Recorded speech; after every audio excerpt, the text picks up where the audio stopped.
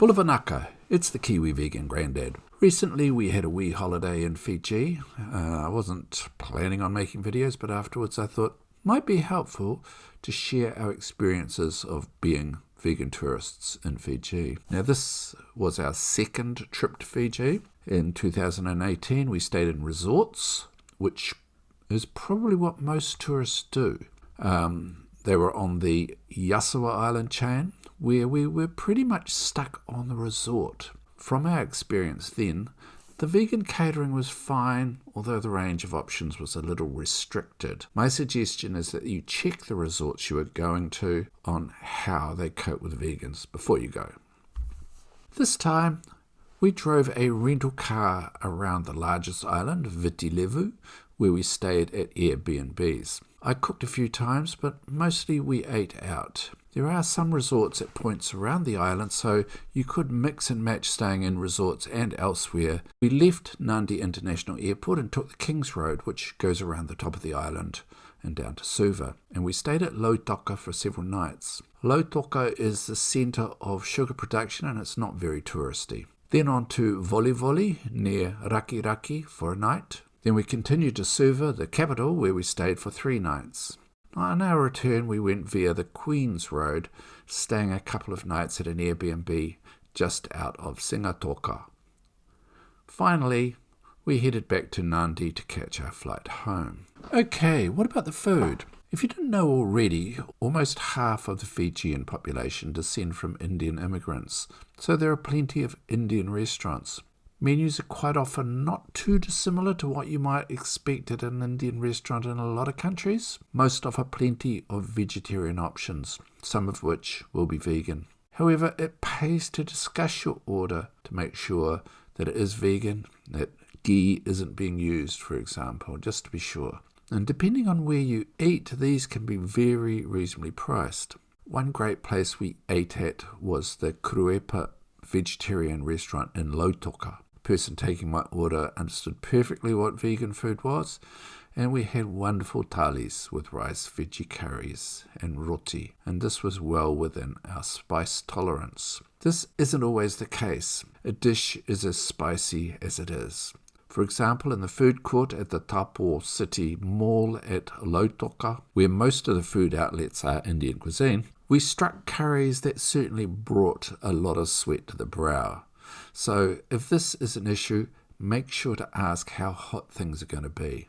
Now, Suva is the capital, the biggest city, so with more options. And we, of course, ate at an Indian restaurant one night, which was fine. The next night we went to Veggie Restaurant, which is a very small, slightly quirky vegetarian restaurant. Food was great, with a number of vegan options, including desserts.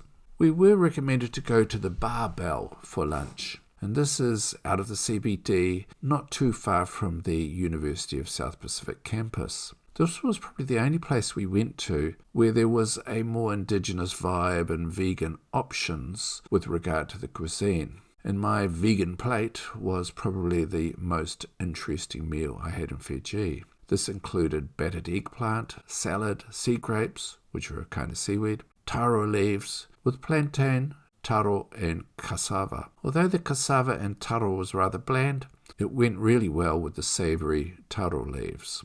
We were getting a bit weary by the time we got to Singatoka, and there was a True Mart very close to where our Airbnb was. There are a number of these on the island, generally with a supermarket and petrol station, and sometimes restaurants and other shops. So on both nights we ate at the Olive Grove, which is part of the complex. This is run by a Korean religious group, the Grace Road Group. The place was extremely tidy with very clean toilets and air conditioning and a number of vegan options.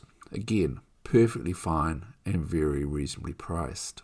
So markets, shops and supermarkets are the things to consider when travelling around Fiji. You can find supermarkets in the larger towns. These don't have the same range of products that you might find in a New Zealand supermarket. Often the prices are on a par with New Zealand. Some things are considerably dearer. As you travel through the villages, you'll see small shops that cater to the local people. If you want fresh fruit, you'll find it in the markets that are in a lot of towns, and you'll also see people selling bananas, citrus, and coconut and other produce on roadside stalls. These are generally very fresh and great value. Bananas were quite small but were much tastier than what you get in New Zealand. There's also some stranger things, such as these custard apples. They taste okay but have a lot of large seeds that you have to spit out.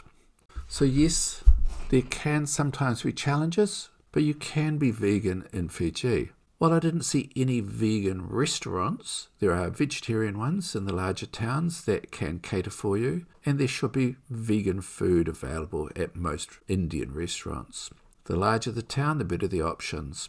You should also be able to buy food in supermarkets, shops, and fruit and other produce at the markets and roadside stalls, but not always what you want all the time.